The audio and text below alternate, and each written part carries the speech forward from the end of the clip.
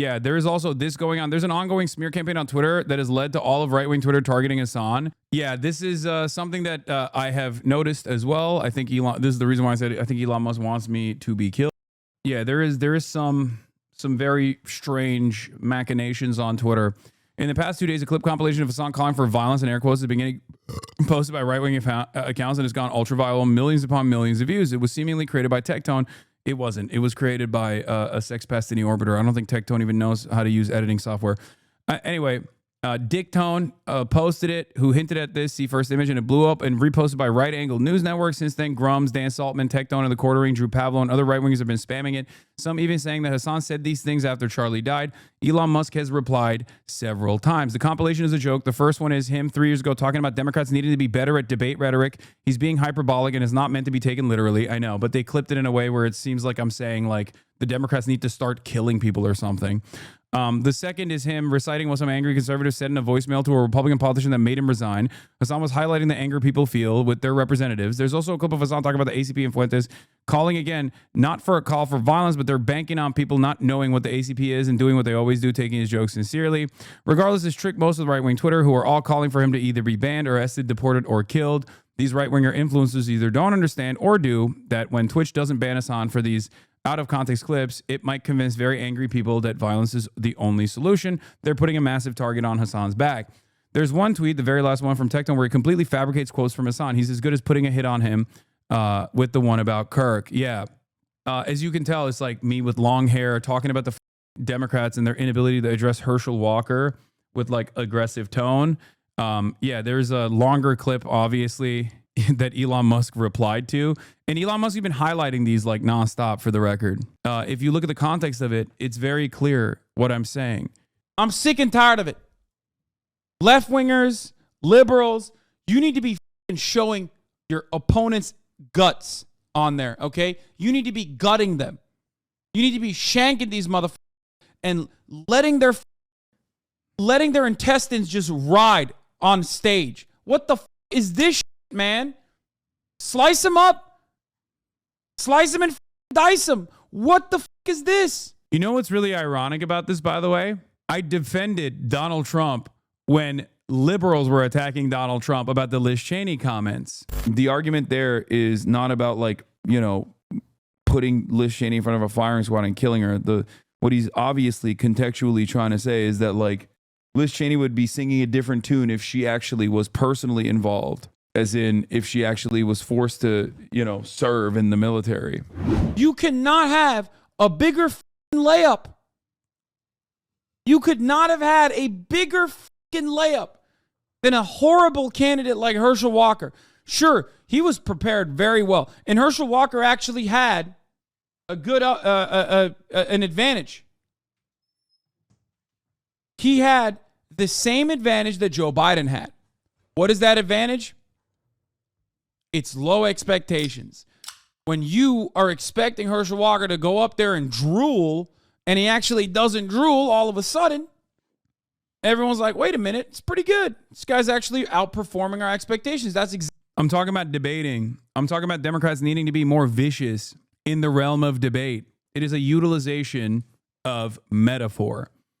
Republicans only took the first half of that and they said, oh, Hasan wants to like kill people. Hasan wants Democrats to start stabbing people and killing them. It's no, you are clearly talking about physically slicing humans. Yeah, my expectation is that Nancy Pelosi start killing people. That's what they think. Exactly what happened with Joe Biden.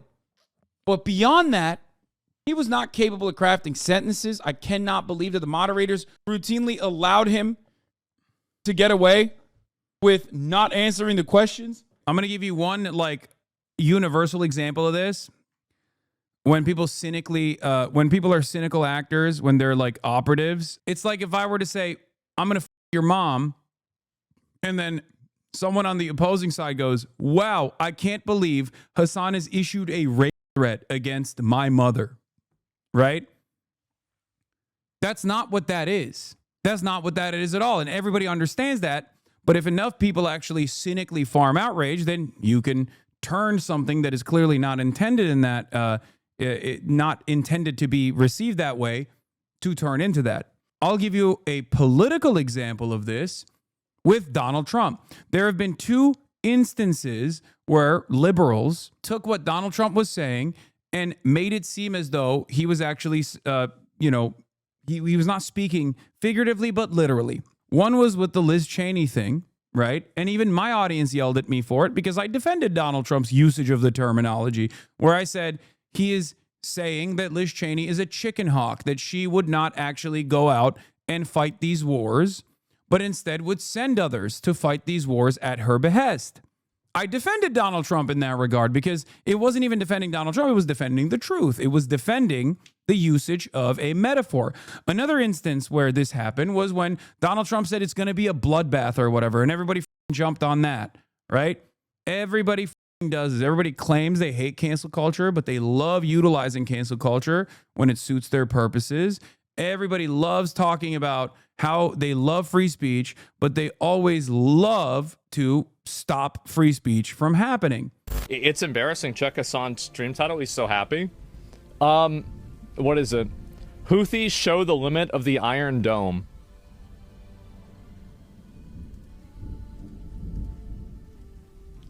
I'm going to be honest.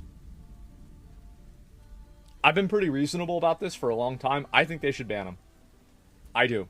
And of course, there is, once again, a step beyond that as well, a step beyond metaphor as well. How do you feel about Elon's remarks against you? I don't like them. I don't appreciate it at all. But unfortunately, the owner of this website that I'm on, Twitter, has deep resentment for myself. So I don't know what to do. There's nothing I can do really other than just, continue existing in this world. The more resentful he becomes, the more insane he becomes. The more insane he becomes, the more he tries to agitate. You all realize how big of a deal this is, right? Elon Musk is directly calling out Amazon, Twitch, and Hasan. Something is probably going to happen finally. Just wondering if Amazon thinks it's okay to pay and promote someone he's paid by Twitch and Amazon who makes repeated calls for murder. It wouldn't be okay, which is why I haven't done that.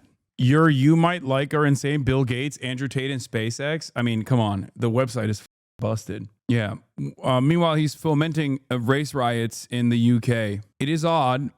This is from 13 minutes ago. I mean, he's still doing it, but he's so bitch made. Like, dude, talk to me directly if you want to have a fucking issue.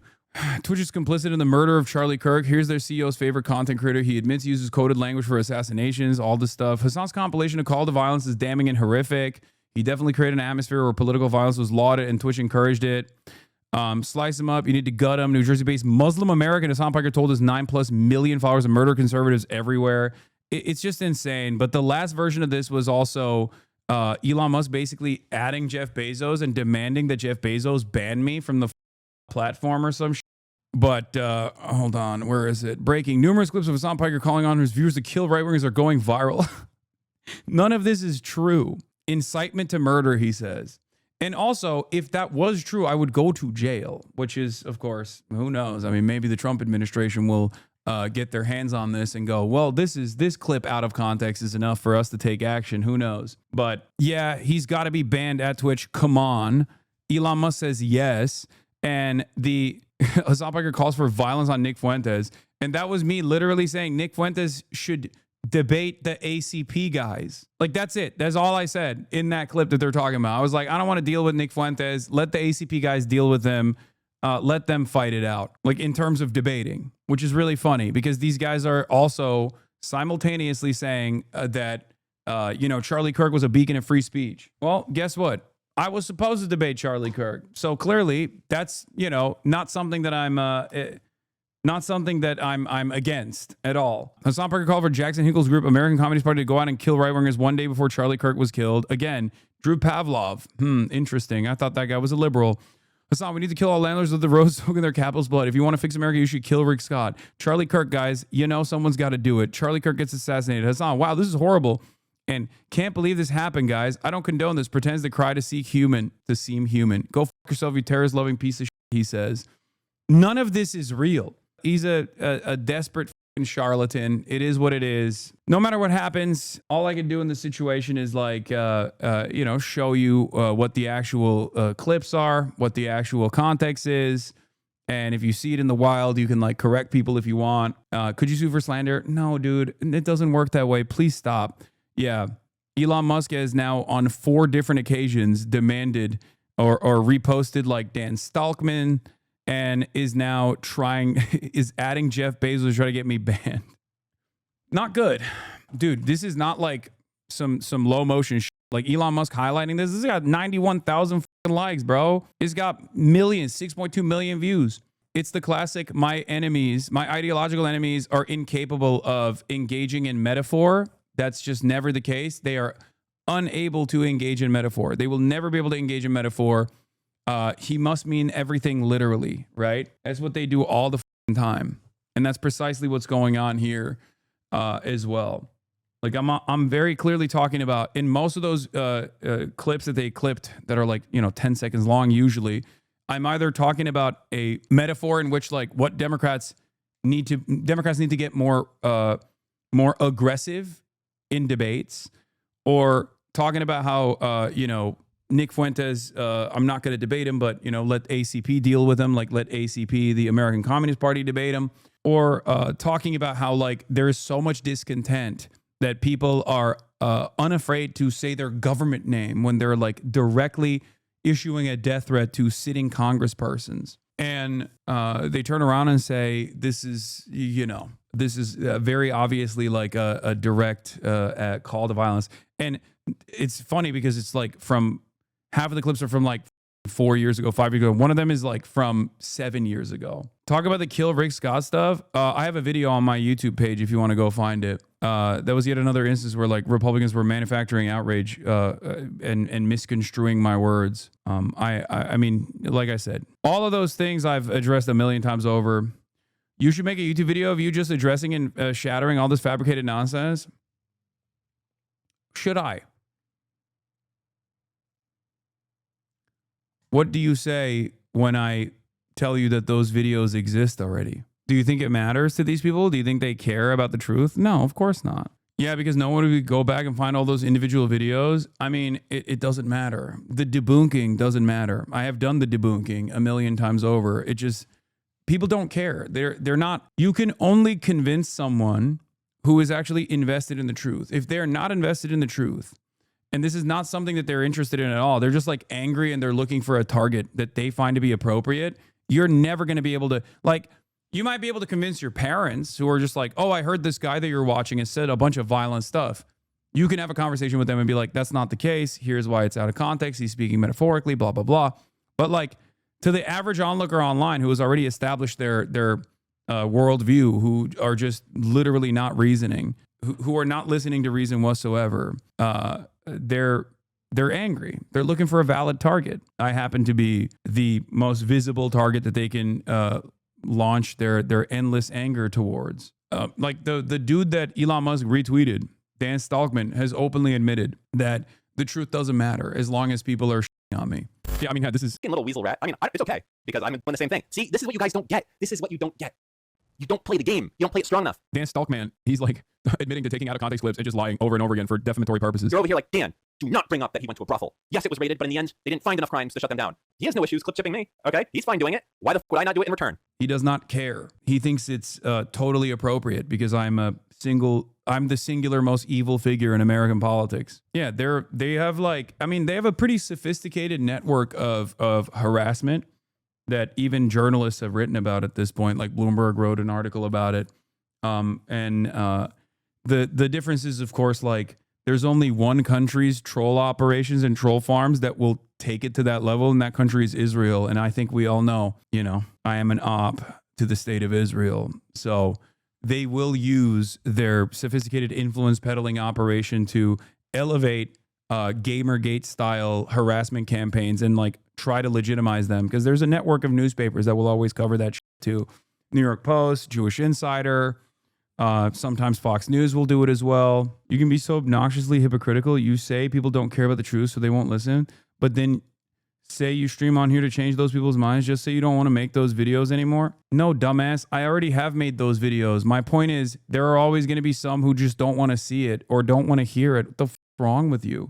How is that obnoxiously hypocritical? I just said I already have done those videos, and it doesn't work, as evidenced by the kill Rick Scott thing, right? That video has 1 million+ views, chatter. The are you talking about? Everybody's seen it, but that hasn't stopped Republicans from continuing to do that, right? Got 1.2 million views. Did that stop Republicans from bringing that up to say he's fomenting hatred and he wants to kill Rick Scott? It was very clearly that was not the case. I am perhaps the most visible leftist online, and with that comes a ton of political enemies, ideological enemies. So because of that reason, if I were to take it on every single time where someone was like deliberately misconstruing what I was saying, or just adding on to that pile and like making up new for example, I wouldn't be able to do any coverage whatsoever. As a matter of fact, I want to go back to the timeline of how the Charlie Kirk shooting unfolded,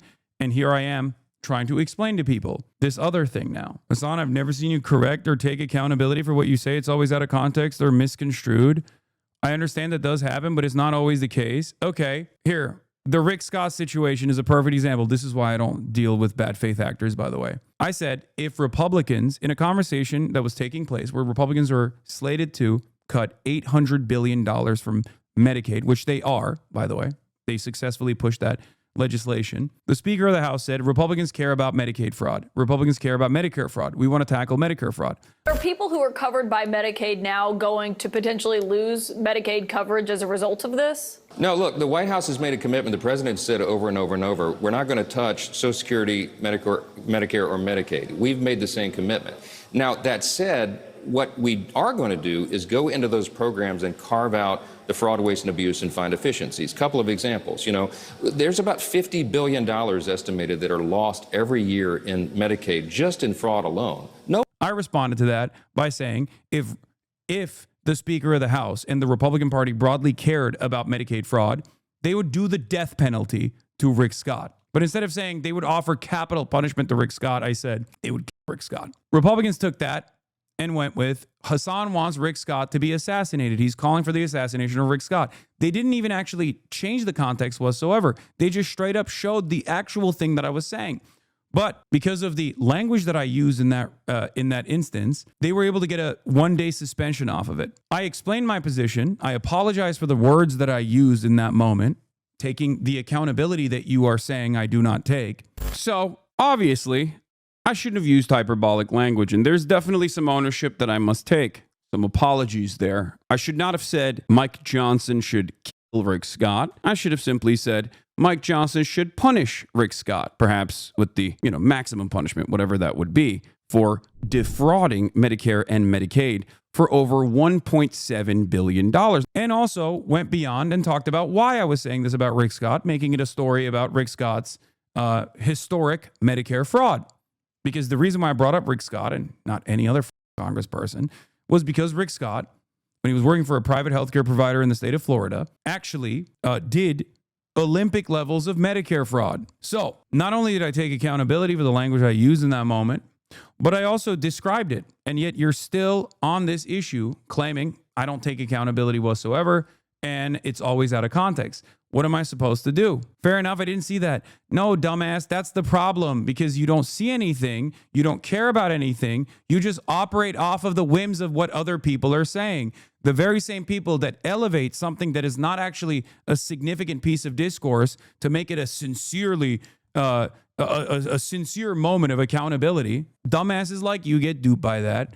You go, oh, he doesn't take accountability for anything, because you don't know. You never chose to seek out the context. You never chose to actually find out what I was saying. You don't know anything at all. You just, in the background, in the periphery, heard some and you're just repeating it in here. And even after I describe it, you go, well, I just didn't know about that. So what am I supposed to do? Yeah, the gut them thing is exactly the same. You're using scary words, but it's being metaphorical about winning a debate. Yeah, 100%. The last 30 minutes of this broadcast are a perfect example of why you can't respond to these insane attacks all the time, because you wanted to talk about the news and now we have to use this time to relitigate all this nonsense against you again. I know. Do you find yourself as divisive? Yes, of course I find myself as divisive. Are you kidding me? Dude, there are a decent number of people in this country who believe the most demented shit. Obviously, I'm going to say certain things that they find to be ridiculous. The problem is larger and larger numbers of the population, due to like spending too much time online and breaking their brains through the algorithm are becoming increasingly more insane. And it is no measure of mental sanity to be well adjusted to a mentally insane society, right? So yes, I am a divisive figure. I'll give you an example. Someone who was an anti-fascist would be considered a divisive figure in 1930s Nazi Germany. And they were both politically prosecuted and also literally shot and killed or sent to concentration camps. That doesn't mean that they were wrong. I think we can understand that in 2025, all right? But they were considered divisive for the time that they existed and the things that they did.